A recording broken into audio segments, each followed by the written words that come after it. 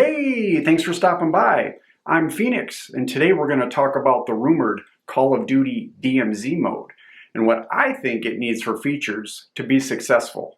So sit down, strap in, and hold on to what you want to keep, because you're about to experience the Phoenix effect.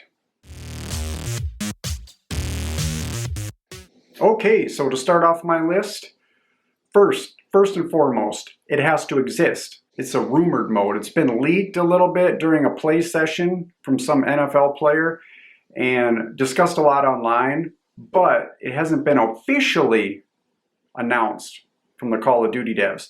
And there's an event coming up called Call of Duty Next on September the 15th, so not too far from now. And I speculate that they're going to reveal this new DMZ mode during this event, but we'll have to wait and see. The next item on my list is that it should be free to play.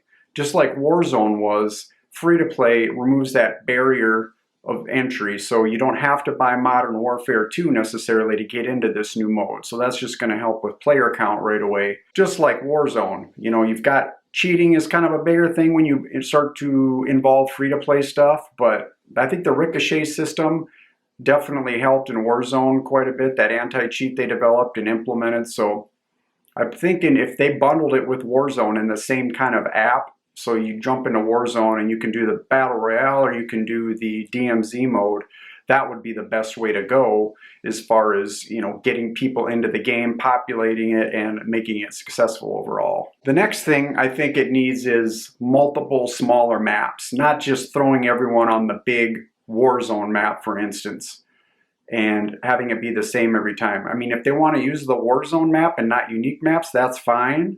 But I think the Warzone map needs to be like broken up into different sections maybe, so it's a little bit smaller, and then every time you drop in, you know, you get kind of a random section of the map with different feels and different environments, different buildings to loot, and that sort of thing. That way it just keeps it from being super repetitive. The next thing DMZ mode needs desperately is a solo mode. For guys like myself that don't have a big squad to play with all the time, this is crucial. I can't stress that enough.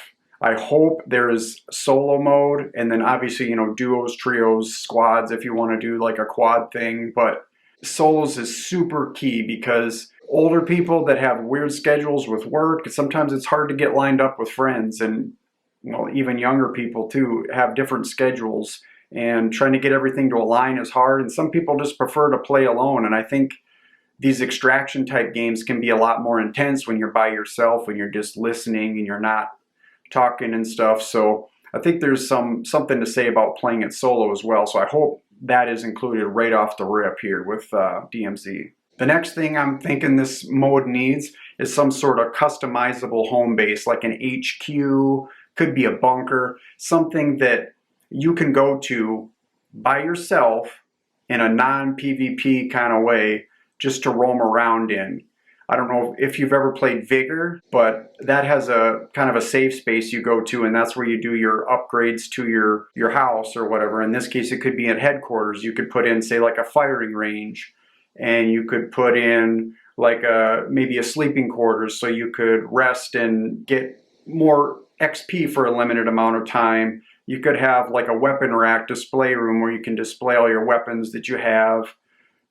Just a lot of different things that, you know, you could pull the materials and stuff you get and extract off the map into. Another awesome feature of this would be to make it customizable so it doesn't look the same as everybody else's. Like, say you could move things around a little bit, maybe not like Minecraft customizable, but what would be a good example? The Sims, or some of the like park builder games where you can drop in features for your base and kind of scoot it around a little bit and lay it out how you want, but they're all fully functional and stuff when you drop them in.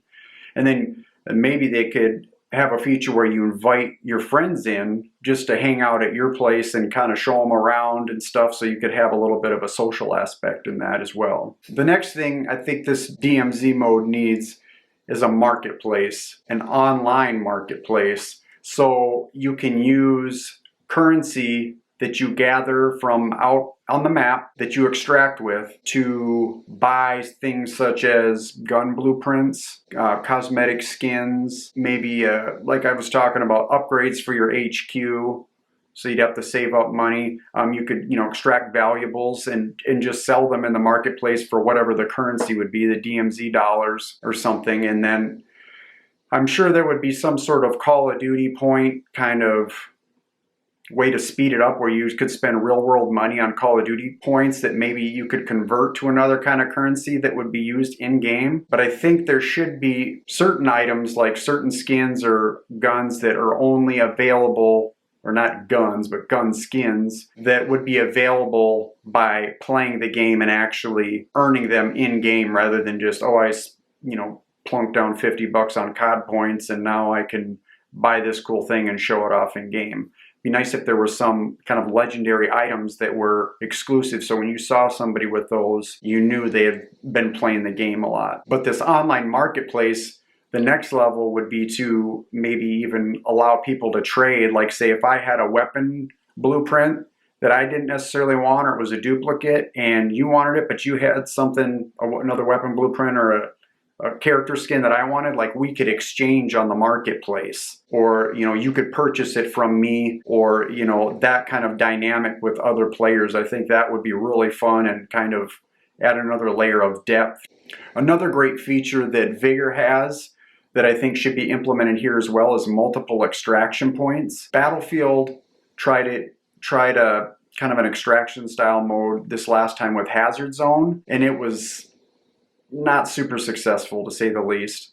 I mean, one thing, it was like squads only, so instantly that was like they killed it for me. I was super excited. I thought it would be more like Escape from Tarkov, but it ended up being like this whole other thing, squads only, and then you'd gather these data drives, and then there was one extraction at the end where there was like a helicopter everyone was fighting for, and I didn't like that. I like it where it's like in Vigor, where there's multiple extraction points on the map, and you can extract at any time. So say if you find something really valuable, or you run into someone that looks really good and you just feel like you need to get out of there, you're going to die and lose everything you came in with, you can just run for the extraction and leave at any time. And then it gets rid of that battle royale kind of, you're going to die or be the one guy that extracts kind of thing. And another thing though, with that, there should be some kind of mechanic in the game that forces you out at some point. So say you drop in with 30 people or something. Once that whittles down and the player count is down to a minimal amount and there's not many people left to run into or interact with, I mean, you don't know how many people are on the map, so the game should implement some kind of mechanic to force you off the map at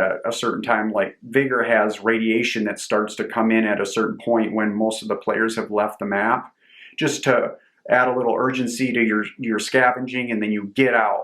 That's a really nice thing to, keep it from hanging out forever there and you're never running into anybody and there's not a lot of action. And one last thing from my list, I guess I'll throw on there, are random events. Say there's parts of the match where like a supply drop will come in. They'll announce it, mark it on the map, and a big supply drop can come down, and anybody that chooses to can fight over this, and there's valuable loot in there, rare items, it's a high risk, high reward type of thing. So you can choose to do it or you can choose not to do it. That adds some dynamic choice making you can make during the match. And some other things we could do on the map, like there's certain safes marked on the map or high loot areas that you can either go for, and if you do, it announces that you're picking the lock or whatever, so other people can come and try to challenge you for that.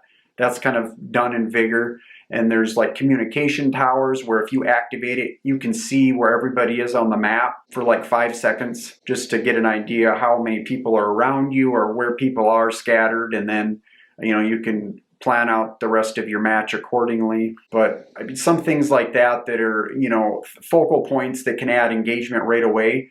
Or in challenges, obviously, like in Warzone's got challenges, you can implement that here too to give you something other than just looting and killing other players and trying to take their loot, like some other things to work on the side beyond just gathering materials and stuff, I think would be good. And those focal points around the map would definitely add some more points of engagement. So you get that those high action sequences where people are interfacing with each other and fighting for loot a little more often than just when they happen to run into each other randomly. So that about wraps it up for my list.